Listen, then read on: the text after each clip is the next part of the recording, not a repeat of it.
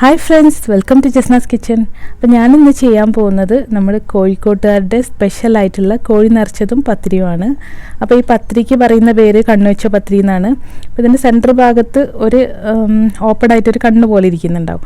അപ്പോൾ അതുകൊണ്ടാണ് ഇതിനെ കണ്ണുവെച്ച പത്തിരി എന്ന് പറയുന്നത്. അപ്പോൾ നമ്മുടെ കോഴിക്കോടിൻ്റെ തന്നെ ഒരു ട്രഡീഷണൽ ഫുഡാണിത്.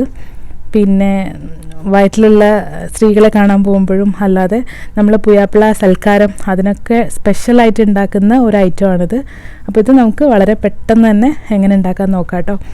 അപ്പോൾ അതിന് മുൻപായിട്ട് എൻ്റെ ചാനൽ ആദ്യമായിട്ട് കാണുന്നവരാണ് സബ്സ്ക്രൈബ് ചെയ്യാതെ കാണുന്നതെന്നുണ്ടെങ്കിൽ താഴെ കാണുന്ന റെഡ് ബട്ടൺ ഒന്ന് ക്ലിക്ക് ചെയ്ത് സബ്സ്ക്രൈബ് ചെയ്യണം. അതോടൊപ്പമുള്ള ബെല്ലൈക്കൺ കൂടെ ക്ലിക്ക് ചെയ്ത് അതിൽ ഓളും കൂടെ പ്രസ് ചെയ്താൽ ഞാനിടുന്ന വീഡിയോസിൻ്റെ എല്ലാം നോട്ടിഫിക്കേഷനും പെട്ടെന്ന് തന്നെ കിട്ടുന്ന കേട്ടോ. അപ്പോൾ ഞാൻ ഈ ചിക്കൻ ഇതുപോലെ ഒന്ന് തുറന്ന് നോക്കുകയാണ്. കണ്ടോ, ഇതിൻ്റെ ഉൾഭാഗത്ത് നമ്മൾ സ്റ്റഫ് ചെയ്തിട്ടുള്ള എഗ്ഗും ഇതെല്ലാം കാണുന്നുണ്ട്. ടേസ്റ്റി ആയിട്ടുള്ള കോഴി നിറച്ചതും അതുപോലെ തന്നെ പത്തിരിയുമാണ്. വളരെ എളുപ്പം ഉണ്ടാക്കാൻ പറ്റുന്നതുമാണ്. അപ്പോൾ വീഡിയോ ഫുള്ള് കാണാൻ വേണ്ടി ശ്രമിക്കുക കേട്ടോ. ഞാനിവിടെ ആട്ടുപൊടിയാണ് എടുത്തത്. അപ്പോൾ അത് നിങ്ങൾക്ക് ഇഷ്ടമുള്ള അളവിലെടുക്കാം കേട്ടോ. ഞാനിപ്പോൾ ഇവിടെ 1/2 കിലോ എടുത്തിട്ടുണ്ട്. അപ്പോൾ ഇതിലേക്ക് ഞാൻ 1 കപ്പ് മൈദയും കൂടെ മിക്സ് ചെയ്യുന്നുണ്ട്.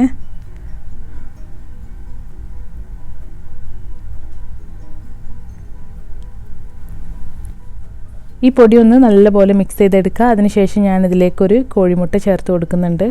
കോഴിമുട്ട ചേർക്കുകയാണെങ്കിൽ നമ്മൾ പത്തിരി നല്ല സോഫ്റ്റ് ആയിരിക്കും കേട്ടോ. ഇനി ഞാൻ ഉപ്പ് ചേർത്ത വാം വാട്ടർ ഇട്ടിട്ട് കുഴച്ച് കൊടുക്കുകയാണ്. നേരി ചൂടോട് കൂടിയ വെള്ളമാണിത്. അപ്പോൾ നല്ല പോലെ കുഴച്ചെടുത്തിട്ടുണ്ട്. ഞാൻ കയ്യിൽ കുറച്ച് മെഴുക്ക് തേച്ചിട്ട് ഒന്നുകൂടെ ഇതിൻ്റെ മേലെ പുരട്ടി വെക്കുന്നുണ്ട്. ഇനി ഈ പൊടി റെസ്റ്റ് ചെയ്യാൻ വെക്കണം. ഒരു അരമണിക്കൂറെങ്കിലും വെച്ചാൽ നല്ല സോഫ്റ്റായി വരും കേട്ടോ പൊടി. അപ്പോൾ അതിന് ശേഷം പത്തിരി ഉണ്ടാക്കുകയാണെങ്കിൽ പത്തിരി നല്ല സോഫ്റ്റ് ആയിരിക്കും. അപ്പോൾ ഞാനിതൊന്ന് റെസ്റ്റ് ചെയ്യാൻ വേണ്ടി വെക്കുന്നുണ്ട്. കണ്ടോ, നമ്മുടെ പൊടിയൊക്കെ നല്ല പോലെ കുഴഞ്ഞു വന്നിട്ടുണ്ട് കേട്ടോ.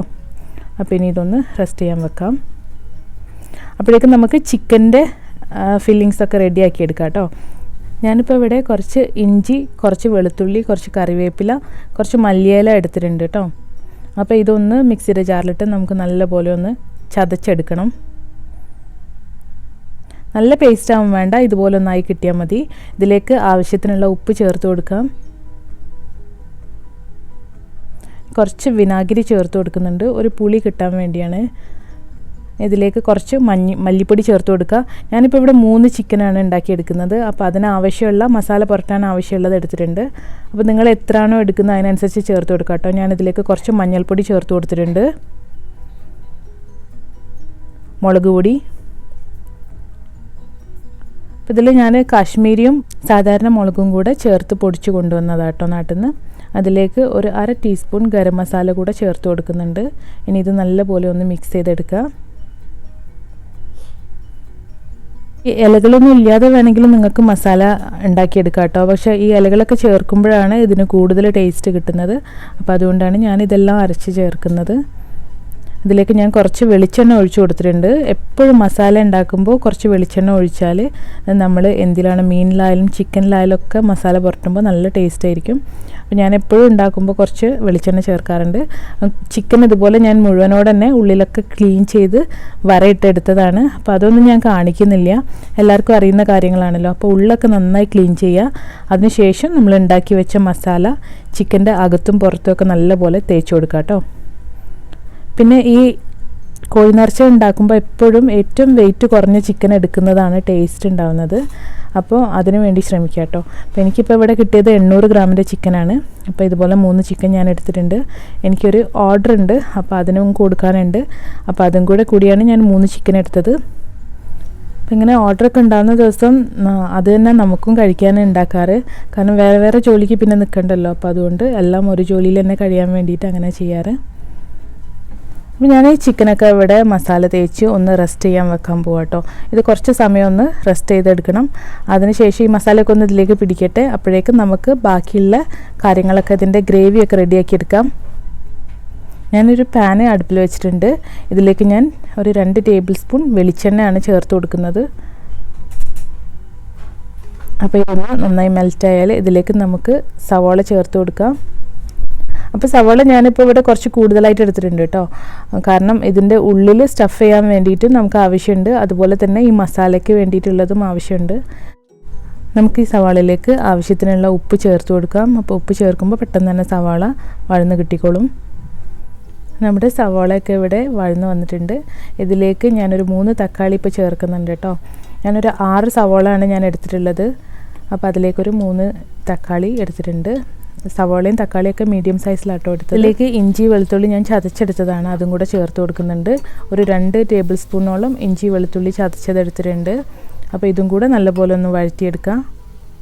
ഞാനിതിലേക്ക് കുറച്ച് കറിവേപ്പില ചേർത്ത് കൊടുക്കുന്നുണ്ട്. നമുക്കിനി ഇതിലേക്കുള്ള മസാലകൾ ചേർത്ത് കൊടുക്കാം. 1 ടീസ്പൂൺ മല്ലിപ്പൊടി, 1/4 ടീസ്പൂൺ മഞ്ഞൾപ്പൊടി, 1 ടേബിൾ സ്പൂൺ നിറച്ച് മുളക് പൊടി. ഞാൻ നേരത്തെ പറഞ്ഞതുപോലെ കാശ്മീരി ചില്ലിയും നമ്മുടെ സാധാരണ മുളക് പൊടിയും കൂടെ മിക്സ് ചെയ്താണ് ഞാൻ ചേർക്കുന്നത്. ഇപ്പോൾ ഒരു 1.5 ടേബിൾ സ്പൂണോളം മുളക് പൊടി ചേർത്ത് കൊടുത്തിട്ടുണ്ട് കേട്ടോ. അപ്പോൾ ഇത് നല്ലപോലെ ഒന്ന് മിക്സ് ചെയ്തെടുക്കാം. ഇനി നമുക്കിതിലേക്ക് മസാല ആവശ്യം വരും. പക്ഷേ ഇതിപ്പോൾ ചിക്കൻ്റെ ഉള്ളിൽ ഫില്ലിംഗ് ആയിട്ട് കൊടുക്കാനുള്ളത് ആദ്യം മാറ്റിയെടുക്കണം. അപ്പോൾ അതുകൊണ്ടാണ് ഇത്രമാത്രം ചേർത്ത് ഒന്ന് നല്ലപോലെ വഴറ്റിയെടുക്കുന്നത്. അപ്പോൾ ഈ മസാലയുടെയൊക്കെ സ്മെല്ല് മാറുന്ന വരെ ഒന്ന് നല്ലപോലെ വഴറ്റിയെടുക്കാം കേട്ടോ. ഇതിലേക്ക് കുറച്ചും ഗരം മസാലയുടെ പൊടി ഇട്ട് കൊടുക്കാം. അതുപോലെ തന്നെ കുറച്ച് മല്ലിയില കട്ട് ചെയ്ത് വെച്ചതുമാണ്. അപ്പോൾ ഇതും കൂടെ ഇട്ട് ഞാനൊന്നും കൂടെ ഒന്ന് വഴറ്റിയെടുക്കുന്നുണ്ട്. അതിനുശേഷം ഇത് തീന്ന് നമുക്ക് ഓഫ് ചെയ്യാം.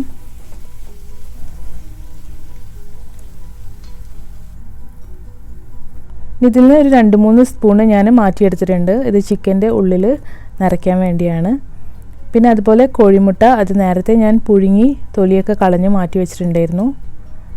അപ്പോൾ ഈ ചിക്കൻ്റെ അകത്തോട്ട് ഇതുപോലെ 1 ടേബിൾ സ്പൂൺ മസാല വെച്ച് കൊടുക്കാം. ഇനി നമുക്ക് ഇതിൻ്റെ ഉള്ളിലേക്ക് പുഴുങ്ങിയ മുട്ട വെച്ച് കൊടുക്കണം. അപ്പോൾ അത് 1-2 നിങ്ങളുടെ ഇഷ്ടം പോലെ ചേർത്ത് കൊടുക്കാം കേട്ടോ. ഞാനിപ്പോൾ ഇവിടെ പുഴുങ്ങിയ മുട്ടയും എടുത്തിട്ടുണ്ട്. അതുപോലെ കാടമുട്ട അത് കുറച്ച് ഇതുപോലെ പുഴുങ്ങിയെടുത്തിട്ടുണ്ട്. അപ്പോൾ അത് വലുതും ചെറുതും കൂടെ ആയിട്ട് കാണുമ്പോൾ നല്ല ഭംഗിയായിരിക്കും. എങ്കിൽ ഇതിൻ്റെ കാലുകൾ കെട്ടിക്കൊടുക്കാം കേട്ടോ. പക്ഷെ ഞാൻ കെട്ടുന്നില്ല. ഈ സൈഡിലുള്ള തൊലി ഉണ്ടല്ലോ, അതിൻ്റെ ഉള്ളിലേക്ക് ഈ കാലൊന്ന് ഇതുപോലെ വെച്ച് കൊടുക്കുകയാണ്. അപ്പോൾ അത് പെട്ടെന്ന് തന്നെ കീറി അതിൻ്റെ ഉള്ളിലോട്ട് കാലിങ്ങനെ കയറി ഇരുന്നോളും. അപ്പോൾ 2 സൈഡിലും അതുപോലെ ചെയ്തെടുക്കുകയാണ്. ഇതാകുമ്പോൾ നമുക്ക് എളുപ്പത്തിൽ ചെയ്തെടുക്കാം. ഈ കെട്ടുന്നതിനേക്കാളും എളുപ്പമാണിത്. അപ്പോൾ ഒരെണ്ണം കൂടെ സ്റ്റഫ് ചെയ്തെടുക്കുന്നത് ഞാൻ കാണിക്കാം കേട്ടോ. അപ്പോൾ ഇതുപോലെ ഉള്ളിൽ 1 സ്പൂണ് മസാല വെച്ച് കൊടുക്കുക. അതിനുശേഷം മുട്ട നിങ്ങൾക്ക് 1 വേണമെങ്കിൽ വെച്ച് കൊടുക്കുക, അല്ലെങ്കിൽ ചെറുത് വേണമെങ്കിൽ അത് വെച്ച് കൊടുക്കുക. ഏതായാലും കുഴപ്പമില്ല. ഞാനിപ്പോൾ ഇവിടെ 1 വലുതും 2 ചെറുതും വെച്ച് കൊടുത്തിട്ടുണ്ട് കേട്ടോ. അപ്പോൾ ഇതുപോലെ കാല് ദൈ തൊലിയുടെ ഭാഗത്തോട്ട് ഇങ്ങനെ ഉള്ളിലോട്ട് കുത്തിക്കയറ്റിയിട്ടുണ്ട്. ഇനി കൈകൾ അതൊന്ന് ഈ കാലിൻ്റെ ഇടയിലേക്ക് തിരികെ വെച്ച് കൊടുക്കുക. അപ്പോൾ അത് അനങ്ങി പോകുന്നില്ല, അത് അങ്ങനെ തന്നെ ഉണ്ടാവും നമ്മൾ കറി ഉണ്ടാക്കി കഴിഞ്ഞാലും. ഉണ്ടോ? അപ്പോൾ ഒരു ചമ്രപ്പടിയൊക്കെ ഇട്ടിരിക്കുന്ന പോലെ ചിക്കൻ റെഡി ആയിട്ടുണ്ട് കേട്ടോ ഇവിടെ. അപ്പോൾ ഇത് ഒന്ന് മാറ്റി വെച്ചിട്ടുണ്ട്. ഇനി ഞാനിതൊന്ന് ഫ്രൈ ചെയ്തെടുക്കാൻ പോവാണ്. അപ്പം വെളിച്ചെണ്ണയിലാട്ടോ ഞാനിവിടെ ഫ്രൈ ചെയ്തെടുക്കുന്നത്. എന്ത് ഒരു കറിയാണെങ്കിലും നമ്മൾ വെളിച്ചെണ്ണയിൽ ചെയ്യുമ്പം അതിൻ്റെ ടേസ്റ്റ് കൂടുതലായിരിക്കും. അപ്പോൾ ഈ ചിക്കന് എല്ലാ ഭാഗവും ഒന്ന് തിരിച്ചും മറിച്ചും ഇട്ട് കൊടുത്ത് നമുക്കൊന്ന് ഫ്രൈ ചെയ്തെടുക്കാം. നമ്മുടെ ചിക്കൻ ഇപ്പോൾ ഇവിടെ റെഡി ആയിട്ടുണ്ട് കേട്ടോ. ഈ ചിക്കനൊക്കെ ഫ്രൈ ചെയ്ത വെളിച്ചെണ്ണയിലേക്ക് തന്നെ ഞാൻ കുറച്ച് കശുവണ്ടി ഇട്ട് കൊടുക്കുന്നുണ്ട്. ഇതൊന്ന് ഫ്രൈ ആയി വരുമ്പോൾ നമുക്കിതിലേക്ക് കുറച്ച് കിസ്മിസും കൂടെ ചേർത്ത് കൊടുക്കാം. ഫ്രൈ ചെയ്ത് മാറ്റി വെക്കാം. നമുക്ക് നേരത്തെ ഉണ്ടാക്കി വെച്ച മസാലയിലേക്ക് ഞാനിപ്പോൾ ഒരു ചിക്കൻ ഫ്രൈ ചെയ്തത് ഇട്ട് കൊടുത്തിട്ടുണ്ട് കേട്ടോ.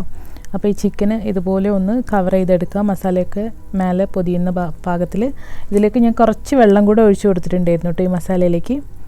അപ്പോൾ ഇനി ആവശ്യമാണെങ്കിൽ നമുക്ക് എരിവും മസാലയൊക്കെ ഇതിലേക്ക് ഈ സമയത്ത് ചേർത്ത് കൊടുക്കാം കേട്ടോ. ഇപ്പോൾ ഞാൻ നോക്കിയപ്പോൾ എല്ലാം കറക്റ്റായിരുന്നു.